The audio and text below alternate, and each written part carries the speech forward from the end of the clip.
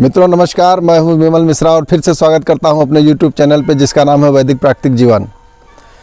मित्रों, आप लोगों के लिए सर्वप्रथम यह बताना जानना अति आवश्यक है कि चमत्कार होता क्या है और यह किस प्रकार से आपके जीवन में कार्यान्वित होता है। आपके लिए आपके जीवन में किस तरह से सबसे ज़्यादा चमत्कार आएगा, उसके लिए मैं ये वीडियो बनाने जा रहा हूँ। तो कृपया इस वीडियो पर लास्ट तक बने रहिए, आपको ढेर सारी जानकारी मिलेगी। दोस्तों, हमारा जो घर है यह हमारे जीवन के लिए अत्यंत महत्वपूर्ण है। इसके लिए हम लोग पूरी ताउम्र मेहनत करते रहते हैं घर बनाने के लिए कि किस प्रकार से मेरा सपनों का घर बन जाए और हमारे घर के रहने वाले सदस्यों को ढेर सारे सुख मिले, सुविधा मिले, आनंद मिले, वह दीर्घजीवी हों, उनको किसी प्रकार का कोई कष्ट न हो, मंद बुद्धि जन्म बालक न लें, सारे बालक जो है स्वस्थ रहें, हृष्ट पुष्ट रहें, खेलते रहें, उनके मन के भीतर, उनके दिमाग के भीतर अच्छे अच्छे विचार आते रहें, वह तेज हो, गुणवान हो।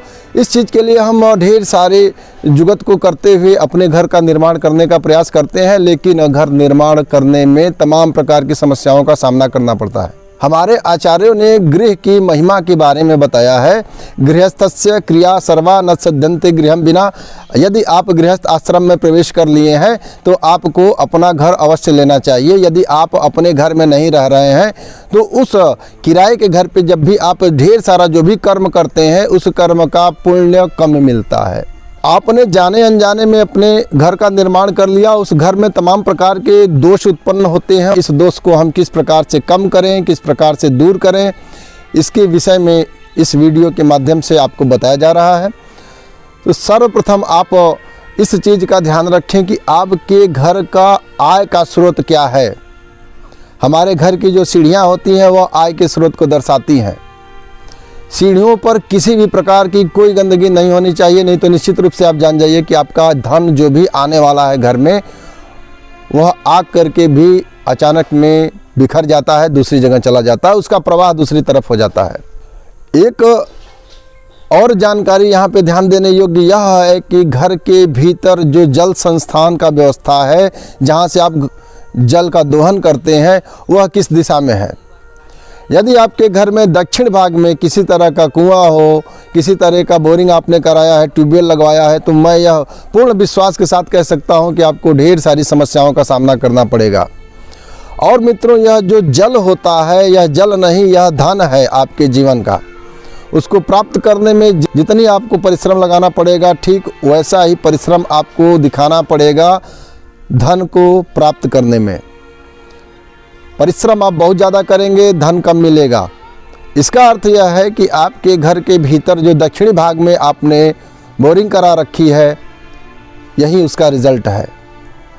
इसलिए यदि आपका घर बन गया है, बोरिंग कहीं गलत दिशा में हो गई है, वायव्य कोण में हो गया है, दक्षिणी भाग में हो गया है, नैऋत्य में हो गया है, आग्नेय में हो गया है, यह सब दोषपूर्ण है।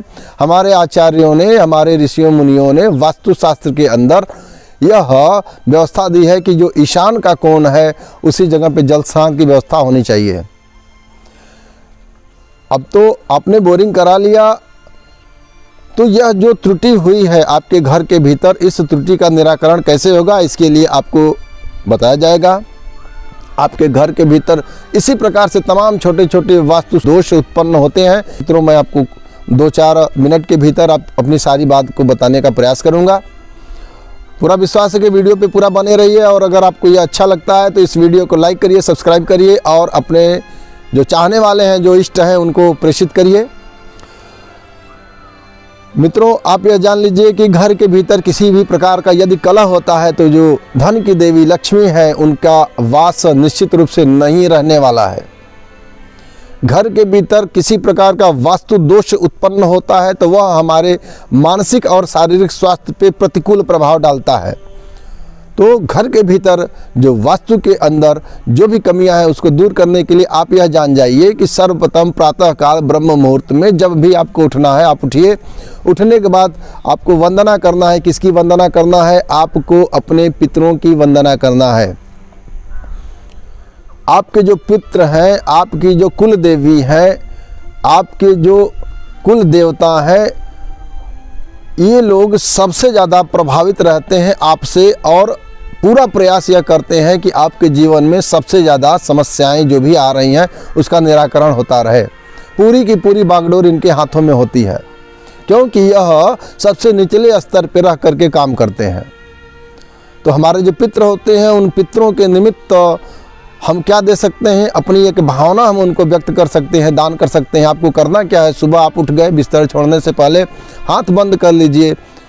इस तरह से हाथ को प्रणाम करते हुए क्या आपको करना है, एक प्रार्थना करना है उनसे। क्या प्रार्थना करना है, मैं जिन पितरों का नाम ले रहा हूँ वह इस धरा पे है नहीं, सशरीर नहीं है, क्या उनका प्राणांत हो गया, वो शरीर को छोड़ करके दूसरी जगह पे चले गए हैं, पितृलोक में है।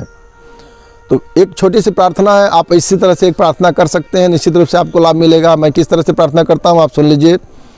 दादा दादी की जय, नाना नानी की जय, परदादा की जय, परदादी की जय, परनाना की जय, परनानी की जय, वृद्ध परदादा की जय, वृद्ध परदादी की जय, वृद्ध परनाना की जय, वृद्ध परनानी की जय। उनका ऋण है हमारे रक्त के भीतर, वो समाये हुए हैं। तो यदि हम उनका जय जयकार करते हैं, यदि हम उनको नमस्कार करते हैं, तो निश्चित रूप से वह हमारा मार्ग को प्रशस्त करते हैं, आलोकित करते हैं। एक चीज़ यह हो गया। दूसरा चीज़ आपको क्या करना है, आपको अपने घर के भीतर एक श्रीयंत्र स्थापित करना है। श्रीयंत्र की महिमा को जितना समझा जाए, जितना बखान किया जाए, उतना ही कम है।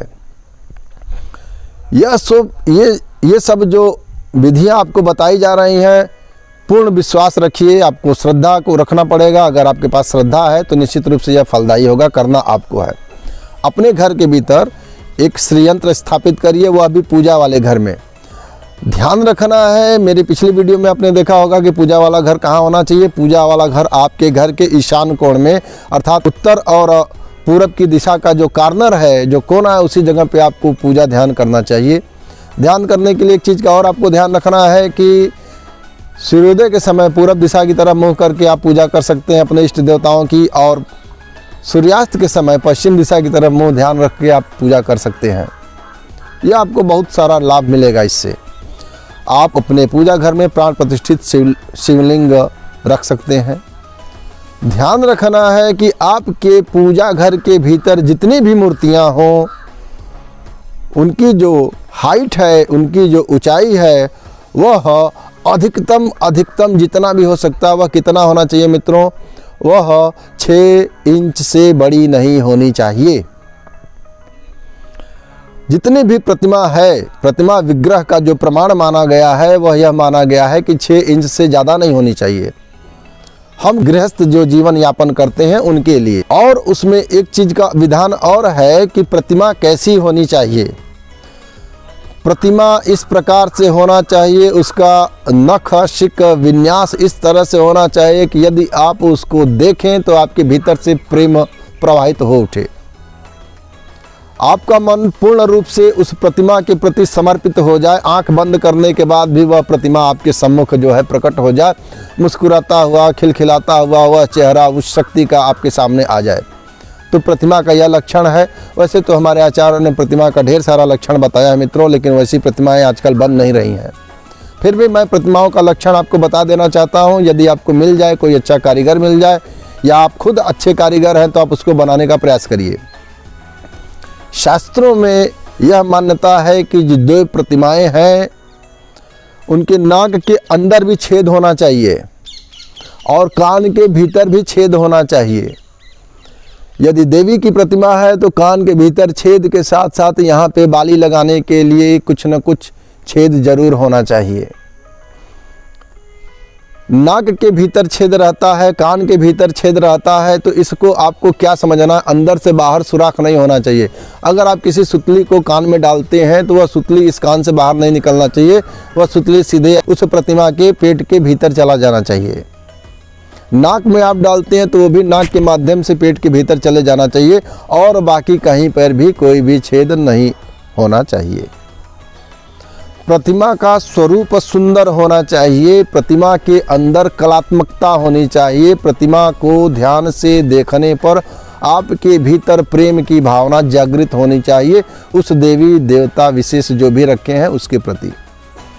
तो आप अपने घर के ईशान कोण में देव प्रतिमाओं को स्थापित करिए, शुभ मुहूर्तों में स्थापित करिए। मुहूर्तों की अलग प्रासंगिकता है, इसके बारे में हमारे आचार्यों ने ढेर सारी बातों को बताया है, किसी दूसरे वीडियो में आपके साथ शेयर किया जाएगा। आपके घर के भीतर जो श्रीयंत्र स्थापित है वह आपके घर के भीतर के वास्तुजन्य जितने भी दोष हैं, जो छोटे छोटे दोष हैं, स्वतः ही उसका निराकरण हो जाता है। उसमें आपको परेशान होने की आवश्यकता नहीं है। लेकिन जो बड़े वास्तु दोष हैं उसके निराकरण के लिए आपको थोड़ा सा धैर्य रखना होगा, थोड़ा सा संयम रखना होगा। हमारे शास्त्रों में गणेश जी को सर्व पूज्य माना गया है, सर्वप्रथम पूज्य माना गया है। तो गणेश जी का एक प्रतिमा होता है, मरगज एक प्रकार का पत्थर है, उसकी एक छोटी सी प्रतिमा रख लीजिए। उस प्रतिमा के भीतर की भी विशेषताएं वैसी ही होनी चाहिए जैसे मैंने बताया था। 2 गणेश जी की प्रतिमा आपको रखना है। दोनों गणेश जी की प्रतिमा विनायक स्वरूप मानी जाती है। घर के मुख्य द्वार के पास रख सकते हैं, घर के भीतर रख सकते हैं, पूजा वाले घर में रख सकते हैं। और आपको नित्य रूप से उनको भोग देना पड़ेगा, रोज उनका भजन करना पड़ेगा। इसलिए क्योंकि यह मान्यता है कि गणेश जी साक्षात विनायक स्वरूप में आपके घर के अंदर एंट्री करके बैठे हुए हैं, प्रवेश पा लिए हैं। किसी भी प्रकार का अनिर्दिष्ट पदार्थ का भोजन अथवा उसका निर्माण आपके घर के भीतर नहीं होना चाहिए। किसी भी प्रकार का मांसाहार, मद्यपान, अधार्मिक कृत्य आपके घर के भीतर नहीं होने चाहिए। अन्यथा की स्थिति में उसका बड़ा ही प्रतिकूल प्रभाव पड़ता है। आपको तमाम प्रकार के मानसिक और शारीरिक समस्याओं से सामना करना पड़ता है और आप पूरी तरीके से टूट जाते हैं। आपको लगता है कि आपके ऊपर ढेर सारी विपदाओं का पहाड़ टूट पड़ा है। तो यदि आप चमत्कारिक रिजल्ट चाहते हैं, यदि आप चाहते हैं कि आप अपना सर्वश्रेष्ठ प्रदर्शन कर सकें, तो उसके लिए यह अति आवश्यक है कि जो घर का ईशान कोण है उसमें आप अपना पूजन, ध्यान, ये सब करने की व्यवस्था बनाइए। और देवताओं की इच्छा से, देवताओं की कृपा से, ईश्वर की कृपा से समस्याएं वैसे ही निराकरण हो जाएगा जिस तरह से सूर्य के आने से अंधकार का निराकरण हो जाता है। इस वीडियो को अंत तक आपने देखा, इसके लिए बहुत बहुत धन्यवाद। इस वीडियो को लाइक करिए और जो भी आपके इष्ट हैं, मित्र हैं, उनके साथ शेयर करिए। और एक विश्वास बनाए रखिए अपने भीतर, अपने अंदर और उन देवताओं के ऊपर जिनके बारे में आपके भीतर श्रद्धा और भक्ति जन्म ली है। बहुत बहुत धन्यवाद मित्रों।